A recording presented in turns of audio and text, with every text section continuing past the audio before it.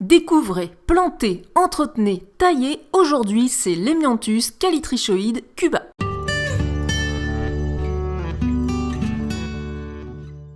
L'Hemianthus calitrichoide cuba, aussi appelée communément la HCC, est une plante d'aquarium qui nous vient des Caraïbes et plus précisément de Cuba comme son nom l'indique. C'est une plante gazonnante qui formera un tapis bien dense et bien vert sur le sol de l'aquarium. Il s'agit d'une des plus petites plantes pour nos aquariums, ses feuilles sont vraiment minuscules avec seulement 3 mm de diamètre. Elle ne dépassera pas les 3 à 5 cm de hauteur en moyenne.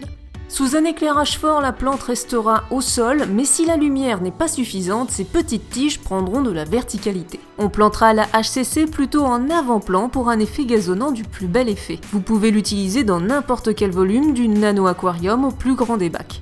On a affaire à une plante exigeante en lumière et en nutriments. Un sol technique ou un sol nutritif est quasiment indispensable, de même qu'un fort éclairage. L'ajout de CO2 est grandement recommandé, surtout si vous envisagez d'avoir un grand tapis d'Hemianthus calitrichoide cuba. Je vous préconise un taux de CO2 aux alentours de 15 à 25 mg par litre ou l'utilisation de CO2 sous forme liquide. Un apport régulier mais raisonnable en engrais liquide ferreux vous aidera également à garder votre plante bien verte. Pour l'eau, elle préférera un pH légèrement acide, entre 6 et 7, une eau douce jusqu'à 10 degrés GH et une température de 20 à 26 degrés en moyenne. Je vais maintenant vous montrer comment préparer et planter l'Hemianthus calitrichoide cuba. Premièrement, on sort la plante de son pot. Deuxièmement, je coupe la laine de roche pour ne laisser que 1 cm sous la plante.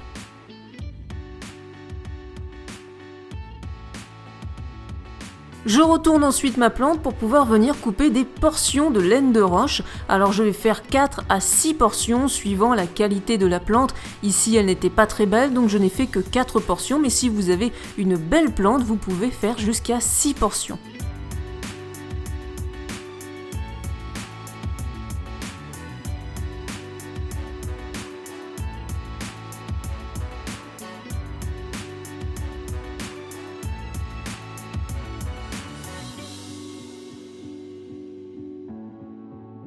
Une fois vos portions obtenues, vous allez, avec une pince à épiler ou une pince d'aquascaping, enlever un maximum de laine de roche. Alors oui, c'est vrai que c'est une opération qui est fastidieuse et qui réclame de la délicatesse, mais plus vous enlèverez de laine de roche, plus ce sera fait correctement, mieux vos plantes repartiront dans votre aquarium.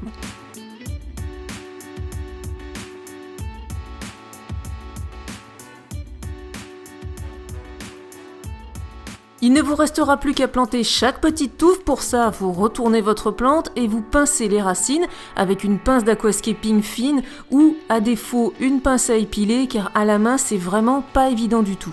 L'une des difficultés que l'on rencontre le plus souvent avec cette plante, c'est qu'elle remonte en surface après avoir été plantée, car elle est très légère et elle a de toutes petites racines. C'est pourquoi avec cette plante, je vous recommande chaudement la méthode Dry Start que j'ai illustrée avec ma vidéo sur mon Iwagumi. Mais si vous n'avez pas la patience pour la méthode Dry Start ou que vous voulez mettre votre aquarium en eau rapidement ou encore que l'aquarium est déjà en eau, dans ce cas, je vous recommande de faire des portions plus grosses, de couper simplement votre plante en deux par exemple pour avoir 2 grosses portions et de les enfoncer à 50% dans le substrat, quitte à enfouir quelques feuilles pour que la plante tienne bien, qu'elle s'enracine correctement dans les semaines à venir. Si vous voulez former rapidement un tapis gazonnant, je vous recommande d'espacer chaque petite touffe de 10 cm l'une de l'autre. A savoir également qu'il est toujours un peu plus délicat de planter de la gazonnante dans du sol technique qui est lui-même très léger. Attention aussi à votre population de poissons et notamment votre population de poissons de fond comme les Corydoras ou les Ancistrus. Les Ancistrus et assimilés sont à bannir avec la HCC, les Corydoras ne poseront pas de soucis à un tapis de HCC déjà en place, cependant si vous venez de la planter, ils auront tendance à vous les déraciner en fouillant le sol. Si vos plantes reçoivent suffisamment de lumière et de nutriments, vous les verrez très certainement buller. C'est une preuve de bonne santé, preuve que la photosynthèse se fait correctement. Mais ne vous inquiétez pas non plus si vous ne voyez pas vos plantes avec ces petites bulles d'oxygène sur les feuilles. Il peut tout simplement s'agir d'un léger manque de CO2, mais ce n'est pas bien grave. En revanche, on peut commencer à s'inquiéter lorsque l'on constate que les feuilles jaunissent ou commencent à se trouer. C'est un signe de carence en nutriments. L'ajout d'un engrais liquide complet soleil peut vous aider à régler ce problème. Alors même avec un éclairage puissant, cette plante a toujours tendance à vouloir grimper, que ce soit vers la lumière contre les vitres, ou sur les racines, ou sur les roches, donc on aura besoin de la tailler de temps en temps. En effet, il ne faut pas laisser le tapis devenir trop épais, sinon les plantes qui sont tout en dessous finiront par pourrir. Pour ma part, j'estime que mon tapis de HCC doit toujours faire entre 2 et 3 cm d'épaisseur, pas plus. Pour tailler les plantes gazonnantes, j'aime bien utiliser un petit ciseau d'aquascaping. Ici, c'est un JBL ProScape Spring, mais vous pouvez aussi utiliser de petits ciseaux à condition qu'ils coupent très bien.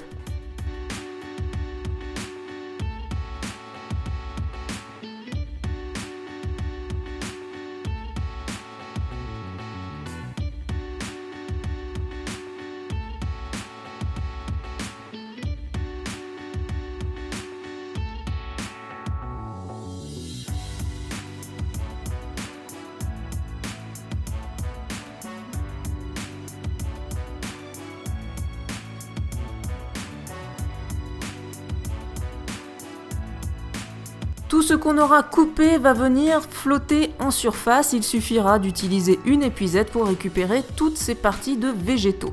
Vous pouvez d'ailleurs les utiliser comme bouture pour de nouveaux aquariums. Prenez les tiges les plus longues et enfoncez-les tout simplement dans du substrat pour aquarium et vous verrez ainsi une nouvelle plante prendre racine. Pour moi, c'est vraiment la plante gazonnante d'aquarium par excellence, c'est d'ailleurs ma préférée. Si cette vidéo vous a plu, n'hésitez pas à mettre un petit pouce bleu pour me le montrer et à vous abonner à la chaîne si vous aimez l'aquariophilie. Je vous dis à très bientôt pour d'autres vidéos sur d'autres plantes aquatiques. Bye bye!